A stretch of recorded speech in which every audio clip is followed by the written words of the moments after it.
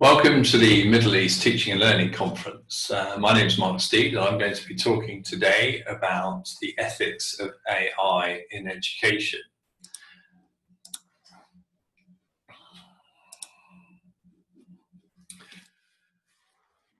This is quite a complex topic, and I hope we can sort of break it up into sort of four different areas. First of all, I'm going to look at what is artificial intelligence. Then I'm going to look at how it's used in education. Then look at the general ethics of AI, how they're used in wider society, and then look at some of the ethical issues relating to education itself.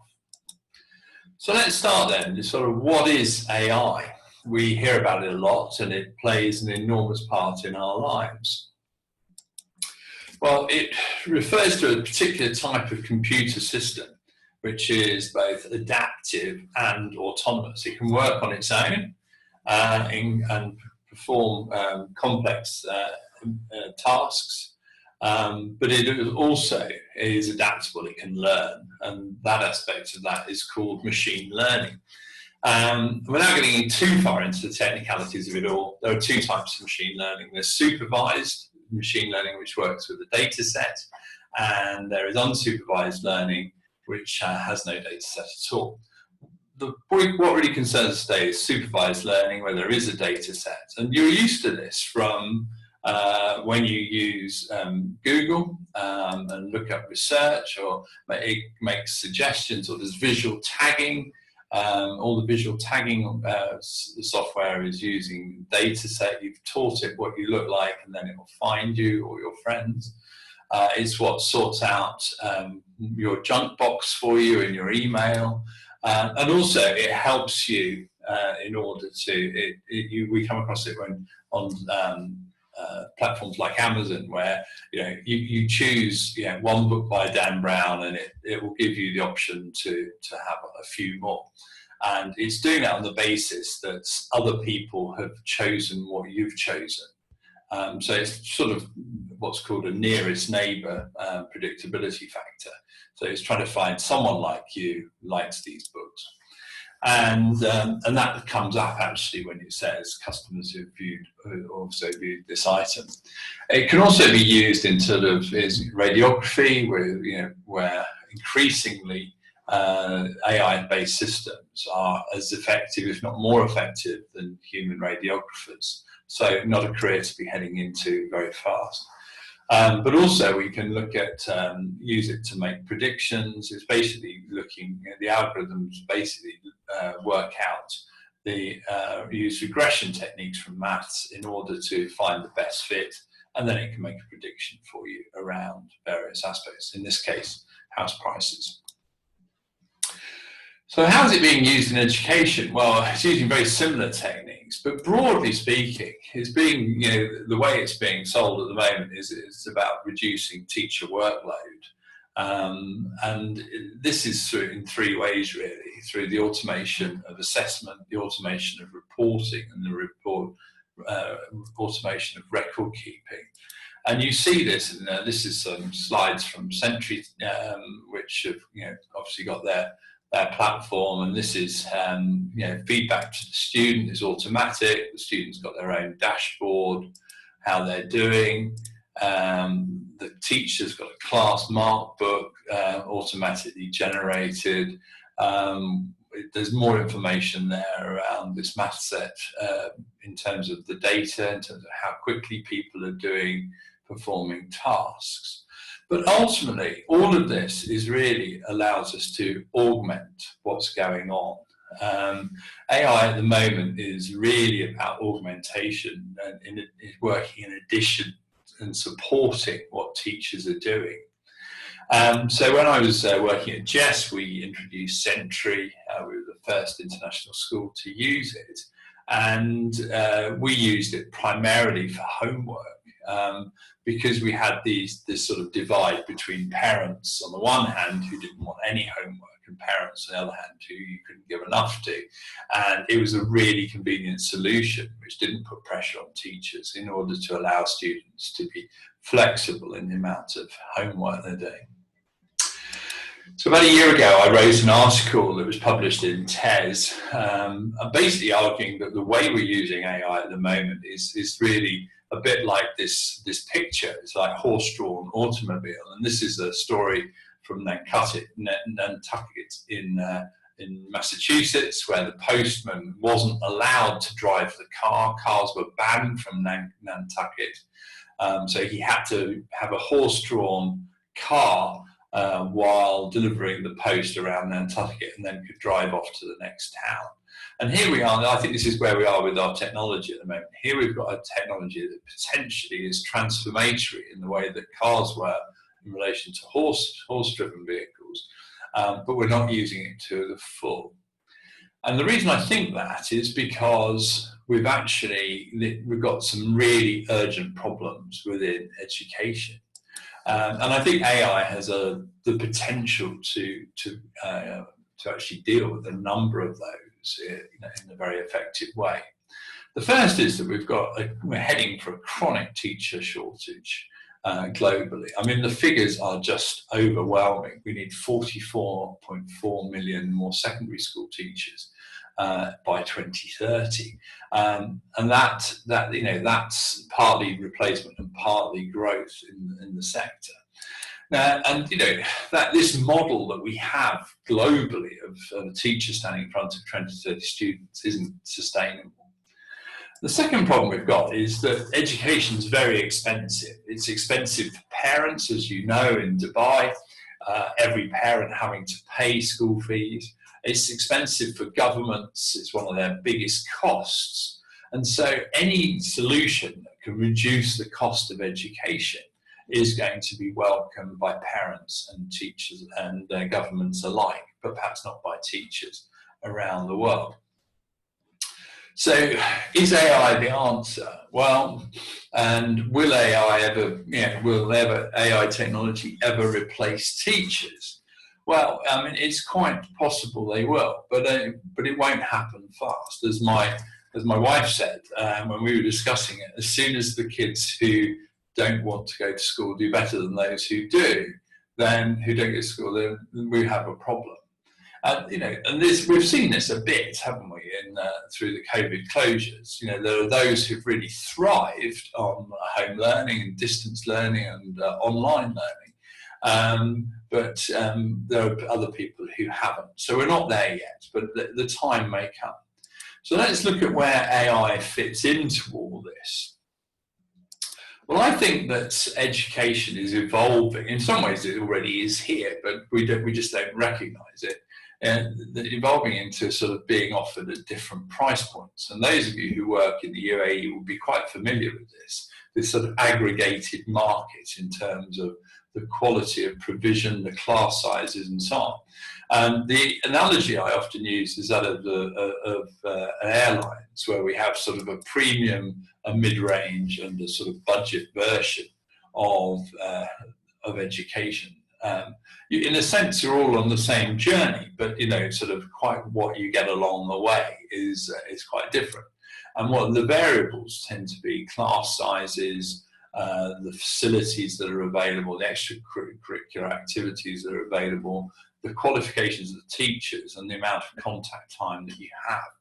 So these are the factors, I think, that are going to drive education over the next 20 to 30 years. And I think we could look at a model. I mean, obviously, it's a bit more aggregated, but let's talk in terms of three versions of this. A premium education delivered as we were used to, with a teacher in front of the class, with specialist knowledge and changing subjects, different teachers teaching sets. A mid-range education which has a sort of blended model that uses some elements of bricks and mortar face-to-face teaching and some elements of distance learning, online learning, AI-based systems, and so on. And then finally, there's budget education, which is pretty much wholly online. And we see all these versions in existence now. They're all totally online schools. And certainly those of you in the Middle East are really driving this. This is, the UAE and the Middle East are way ahead of the rest of the world on this stuff. in terms of trying to move to these more cost-effective models for education. So in terms of budget education, I think we could take the view that given that there are 263 million children in the world who aren't in education, then some education is better than no education. And this sort of Siddhartha Mitra hole in the wall project, I think, is perhaps an icon for that. But in that context, AI has the potential totally to transform education in the developing world. That the scalability of online platforms and make it really, really easy to do. And that's a really important way in which AI could absolutely change the world. That is really motoring. The mid-range education is going to be a blended model, and AI no doubt will play an important part. These AI educational platforms will play an important part on that. Now, whether we have video conference teaching, bricks and mortar face-to-face teaching, or whether we have it sort of online through video conferencing and sort of mass lectures, I think remains to be seen. And it will aggregate. There'll be quite a range of products within this sort of mid-range type of offering.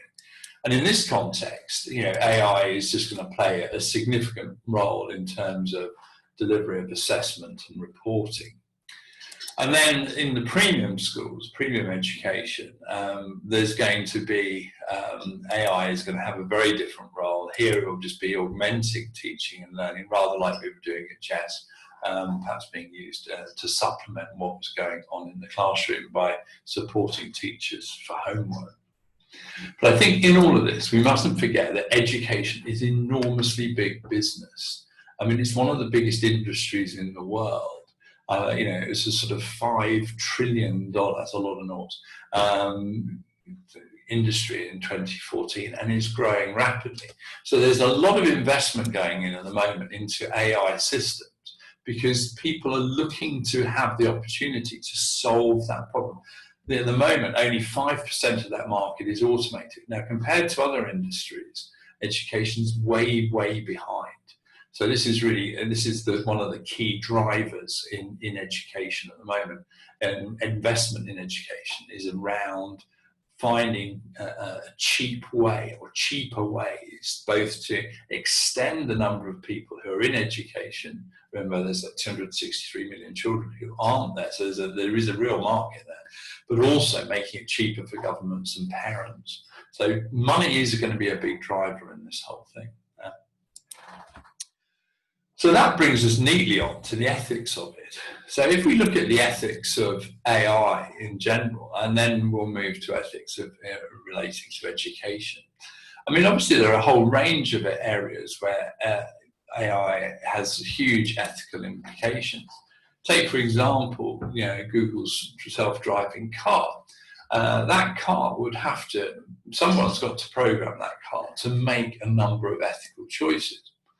So if you take this study, which was recently done by some researchers at MIT and published in the journal Nature, they played what's historically been called the trolley problem. Do you kill the three grannies crossing the road, or do you kill the passengers in the car? What actions should the self-driving car do in this emergency? How should it evaluate whose life is worth more than the other one? And we'll come back to that in a moment. But then you've got the the ethics of automated weapon systems, and these have huge ethical implications in terms of making those decisions.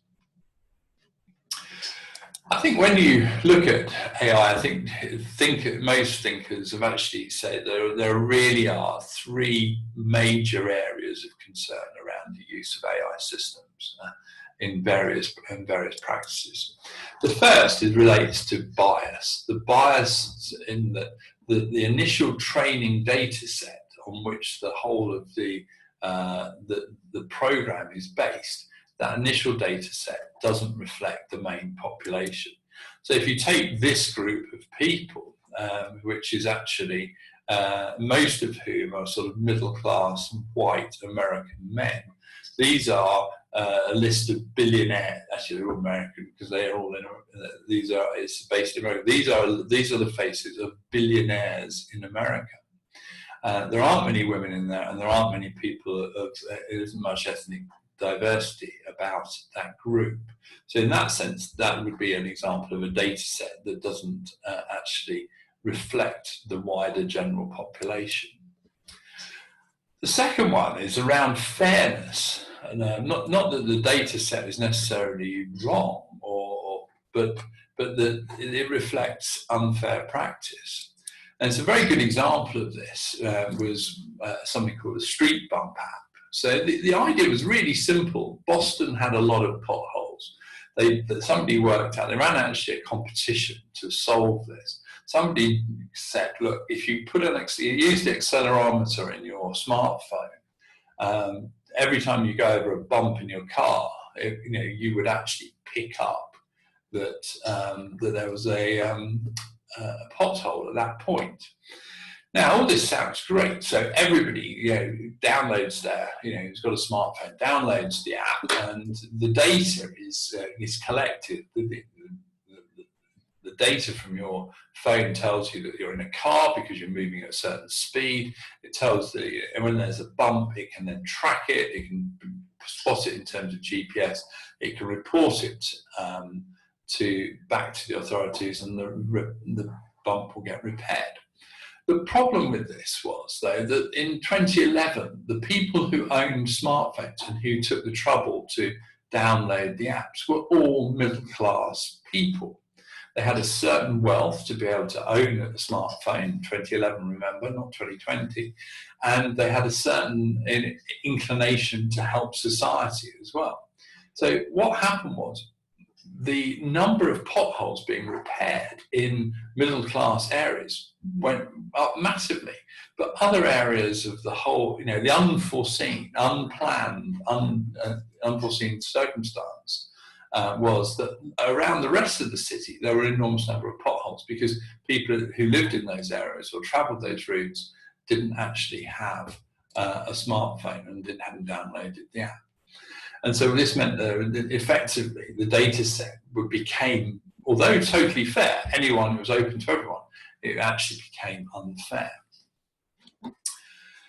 So that's an example where the data set is based on historic data. The same can be said of arrest rates. If you base your likelihood to re-offend on the basis of the fact that you associate with other criminals or you come from a particular ethnic minority, then again, this can be very skewed. And certainly the data from America is that when they've used AI-based systems to identify hotspots for crime, all it's done is send people back to, the police back to traditional areas. And this is generally considered unfair.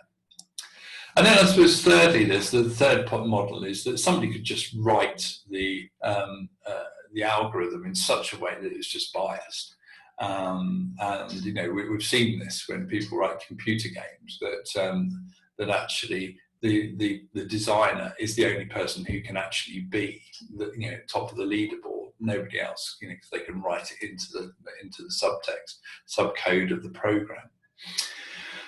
So what we need then, because this is a really unregulated area, is the equivalent of building regulations for AI, not my phrase. We need people to look at the construction of AI systems and to check that they are ethical, that they're free from bias. And there are certain things that we can do to make sure we avoid bias in our systems. The first is to make sure that people who are building the AI system have a diversity of background themselves, so they don't have groupthink. Secondly, they have a diversity of mindset, so they have different personality types and different approaches to problem solving and to writing things. Then we use data from different sources, diversity of data. And then finally, we use different algorithmic models in order to do this. And so these four areas are seen to be good practice in terms of how one writes an AI system that is not prone to bias. So moving then back to our trolley problem, what should how do we decide? How do we program the trolley to make the right decision? Who should make the decision? The car manufacturers, politicians, ethicists, society? Who do you think it should be?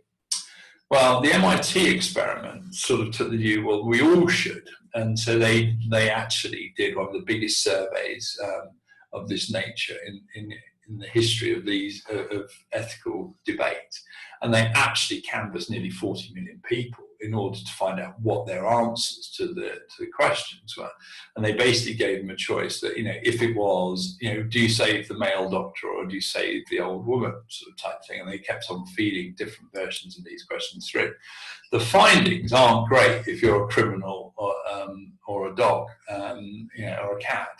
But and interestingly, one of the things is that the system, what society generally, 40 million people surveyed, basically said that they would be biased towards young people over old people, which is in itself an interesting decision. Germany actually, which is the only country that's legislated on this, actually has said that there shouldn't be any bias on the basis of age. In practice, we are quite happy to discriminate on the basis of it. A very interesting study, do follow it up. So I think we need sort of an ethical auditor. We need to get involved, and then we need people to actually look at this, and this will be one of the sort of future jobs. Very pleased that Britain is taking a lead in this. There is the Centre for Data Ethics and Innovation, which is actually trying to navigate their way through this territory and to actually put down some rules around the whole thing. So moving then on to the ethics of AI in education. And I think there's a real need for us to have a debate around how we're going to use AI ethically in the educational world and in the classroom. So I think there are five major issues which I just want to share with you in terms of sort of personal concerns around these issues. And the first of these are just general data issues, which are well known from the GDPR debate. Issues of security, who owns the data, who's the privacy of the data, the security of the data, and so on. The second one is around the fairness of access. That we've seen from the COVID closures that there's been a real digital divide between haves and have-nots, those who've got money, those who haven't. And we see this also in this global study. You can see from the heat map that the developed countries had a bigger say in terms of making these ethical decisions than, say, the people of Africa. So we need to make sure that there's fair access to AI. We need to make sure people have got fair access to technology, and AI systems, automated systems, are going to be a key factor in that. The third one is looking at the fairness of the data set. At the moment, there is a danger that the data set is quite skewed. If you look at the people who've signed up to AI systems, they tend to come from wealthy schools, be in wealthy parts of the world, very technologically developed bits of the world. And that's going to skew those data sets. And effectively, as those systems roll out to other places, they're going to be skewed around people who have been in the international community or wealthier communities within the UK. Because these are the people who can afford to be the early adopters and purchase the AI systems at this time. My fourth concern is around AI systems actually replacing exams and making summative, not just formative judgments, but making summative judgments. What if these black box judgments start replacing exams? What if they decide who goes to university or they determine who gets the job?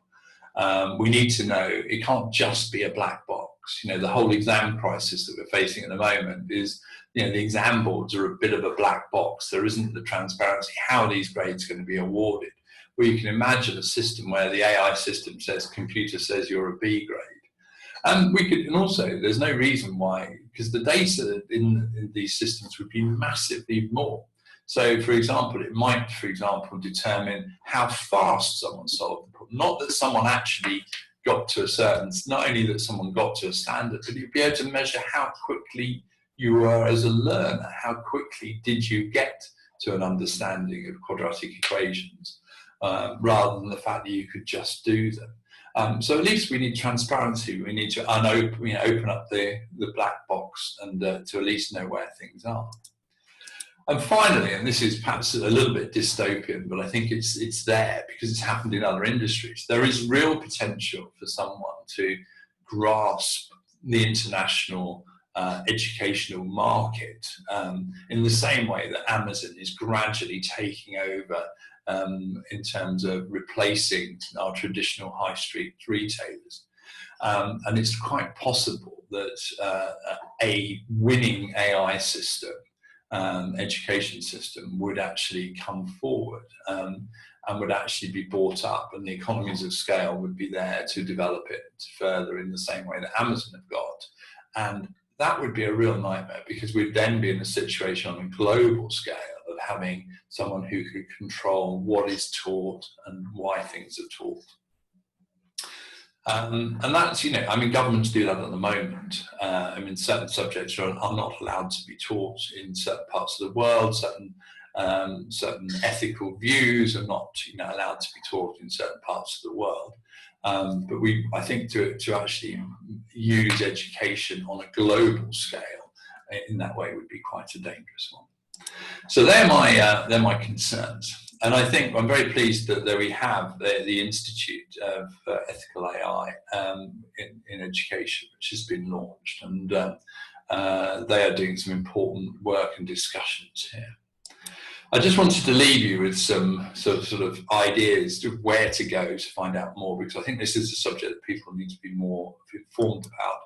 The first is that there's a fantastic University of Helsinki course. It's about 10 hours. It's a really good course. I'd recommend all sixth formers doing it. I really recommend every teacher doing it. It's a really good course. Kathy O'Neill's Weapons of Math Destruction. She's a Harvard-educated mathematician, brilliant unpicking how algorithms actually work. A great book, well worth reading. And then the study on the trolley problem that I referred to is well worth a read. A very good example of how we might go about doing ethics in AI. And finally, the Institute of Ethical AI in Education have published an interim report in February. There's another one coming out towards the end of the year, final report. That's a really important read, and it's really important to be part of that debate. So that's me. Please do get in touch if you want to. It would be always welcome to hear from you. I'm pretty easy to track down on social media on all of those areas. So it's been a great pleasure being with you today, and I look forward to joining you for some questions.